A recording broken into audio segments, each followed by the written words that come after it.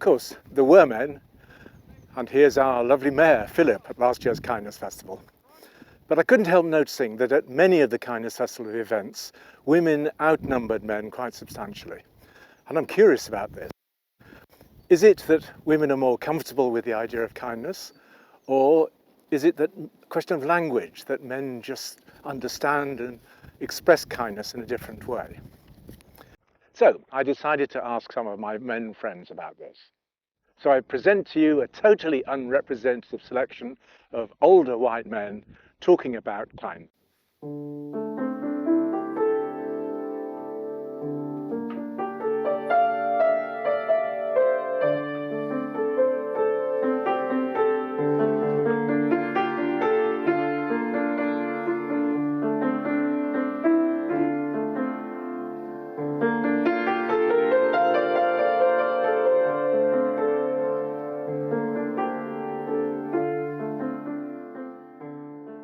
Yeah, there probably is something about the language of kindness that makes some men wary of it.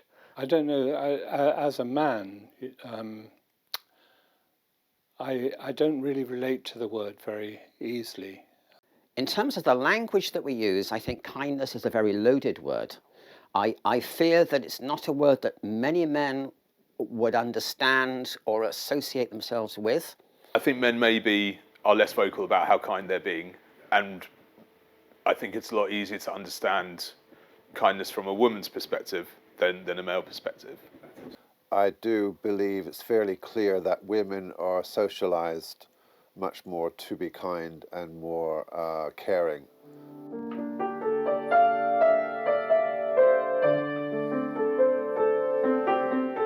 And then out of the blue one day, he just contacted me and told me he had renal failure and he was having to move back to the Netherlands to be on dialysis, and that was his condition. He was now on a list looking to get a donor for a kidney.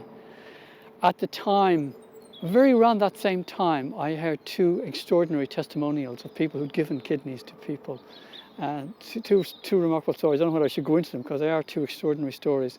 And I realized this is something that somebody can do if you're, compatible, well.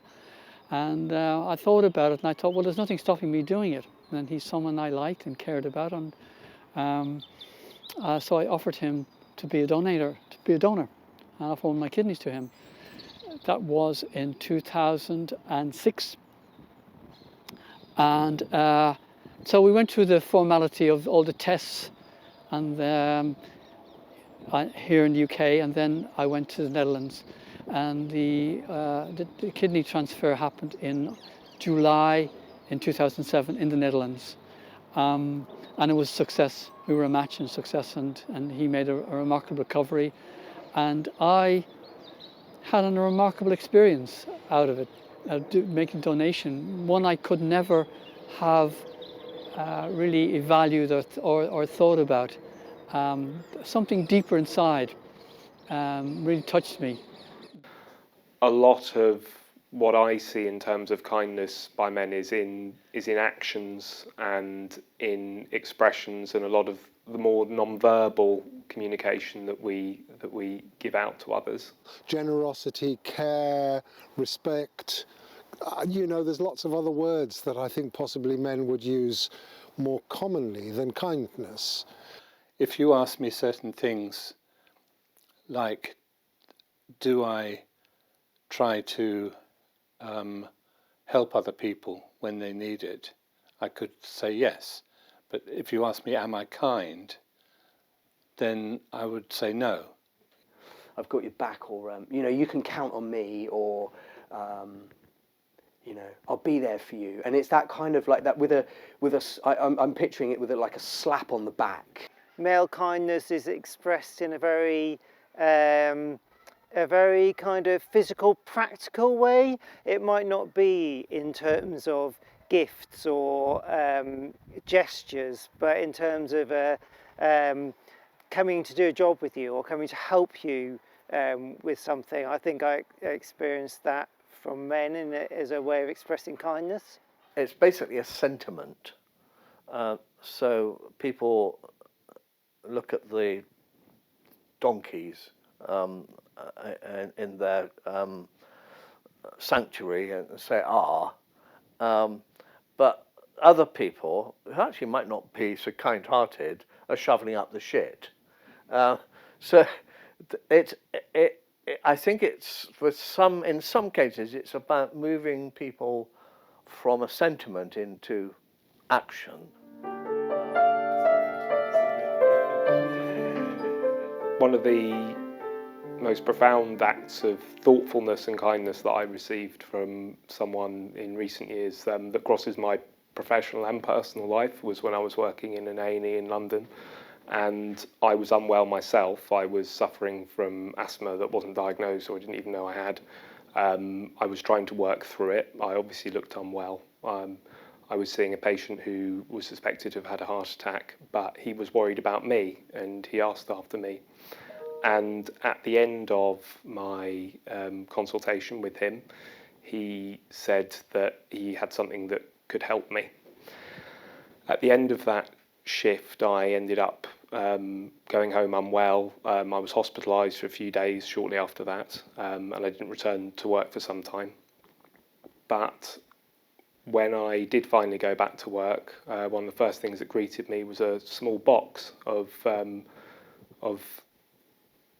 other little boxes, and inside that was some special teas that he thought might help my chest, and a note of his concern for me and also wishing me better and saying that these are things that helped with him.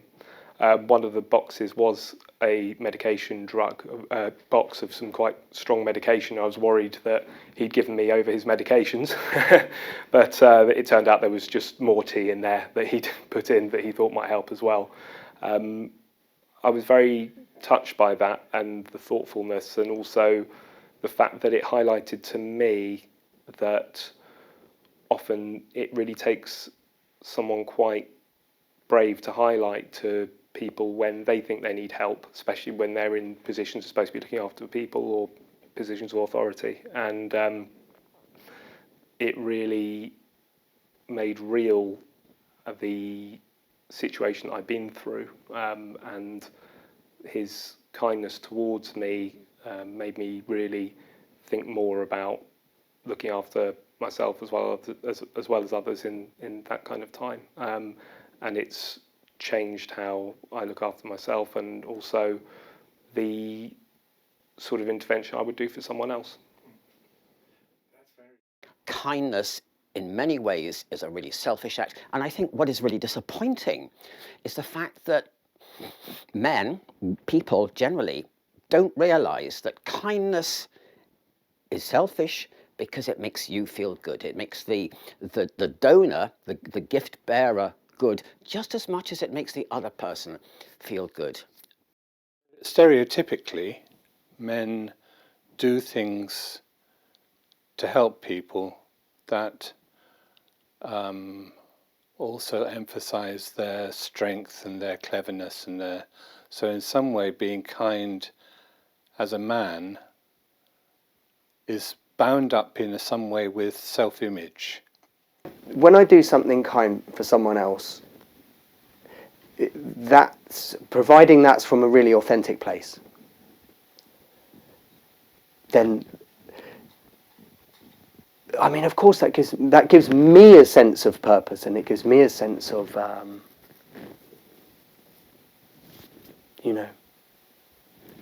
connection. Somebody once said there's a gift that's exchanged when you talk to someone, when you have an interaction with someone. Each person exchanges a gift. It can be wordless. It can be just from a look, from a smile.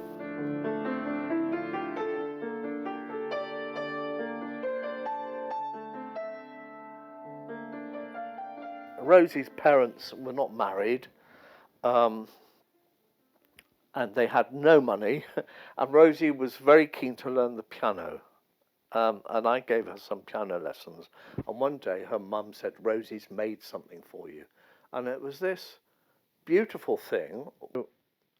When she was making it, I was somewhere in her thoughts, Now that might well be something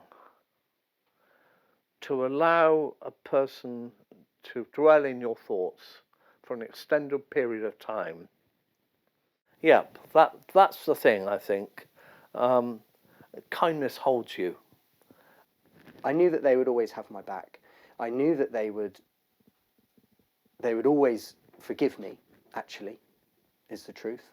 And I'm only just realising this now, actually. They're very dear friends still.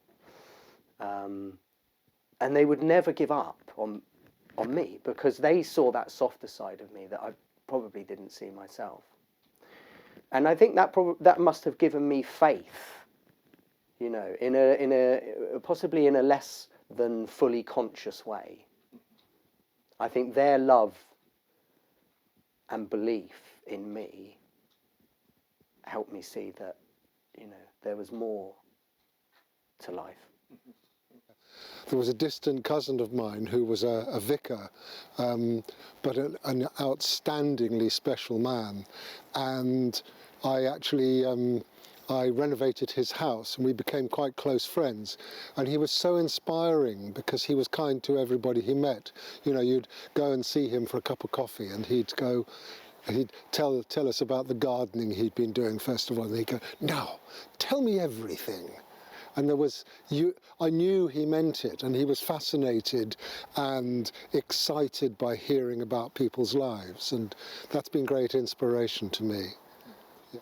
He listened, he considered, he questioned and explored, and the overall effect was of feeling profoundly cared for and kind of met as a human being. So the most important thing about kindness is the ability it creates for reciprocal relationships, and being open to people or having an openness to kindness from those who give it, as well as, you know, and receiving it, means that you can be more open with people and you create a community that is stronger as a result.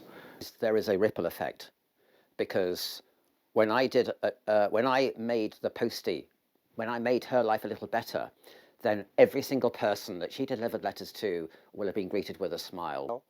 A smile is an act of kindness. You know him saying, "I have no mask, I'm not dangerous, you can trust me, I'm happy, I'm giving my happiness to you." Smiling at someone is giving your happiness to someone else. That's an act of kindness. I think a first step towards kindness is to imagine what it's like to be in another person's shoes, and not to imagine what the person would like if they were me, but what I would like if I was them. Men are best placed at spotting when other men might need some kindness. I think it's quite hard. We can all, you know, we've all had friends that are normally very, very buoyant and jovial, and then suddenly they're just a little bit off. And I think that for men, it's easier for us to spot that in other men, and then it can just be something, you know, "Are you all right, mate? Anything going on? Can I help with anything?" And I think it's just those small elements of kindness often have like a big impact on a community.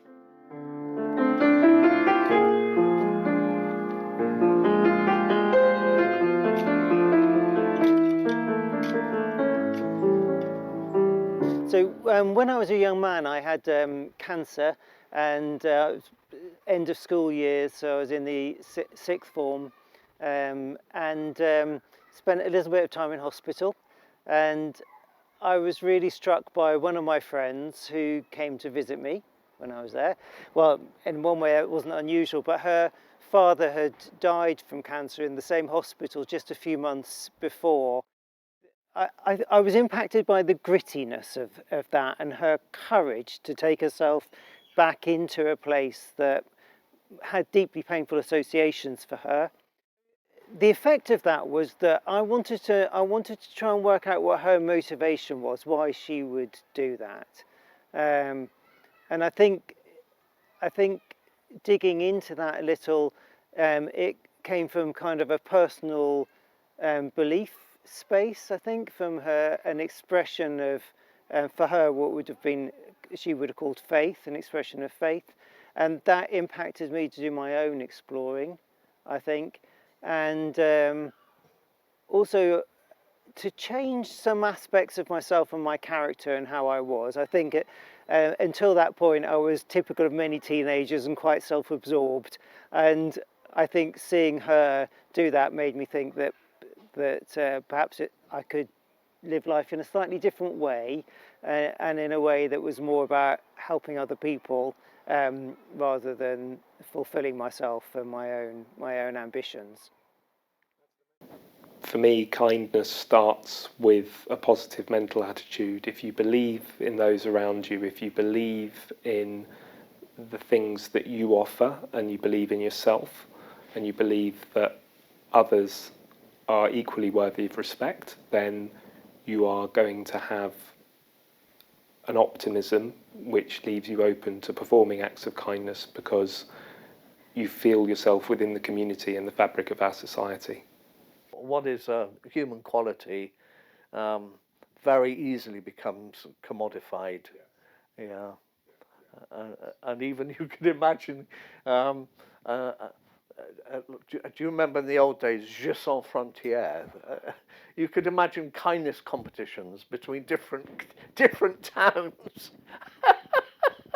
Overwhelming people with kindness, watching the kindometer. Kindness, wherever it comes from, is a good thing. But I would say that sometimes performative kindness can come from a place of wanting to be seen in a certain way rather than actually being a certain way. If the Crown were to be known as a kind pub, for us, that would look like the things that we do for the community really make a difference to the community, whether that is donating money to charity on a regular basis, or even having people come in here and just have a community to be able to sit down. You know, you might be on your own, sit down, talk to the bartender, talk to the team, talk to other regulars, and just have somewhere that you can feel safe, accommodated, and safe enough to be able to say that you're not feeling okay. Inside of us, there is something soft and sweet and beneficial, strong and wise. Men have got huge capacity, and you know, I know so many great men who would reach out and do things and give their time, give their energy. And I see it when I go. I don't know. I go to Ireland. I see how lovely the men are over there that I encounter in my family, and they drop their hat for you. They take you somewhere. I get goosebumps feeling, you know, like and you know, this really hits me in all the good places. But how can I make Frome and therefore my world a better place? And it's through being authentic, and it's through being vulnerable, and it's about being honest about my story.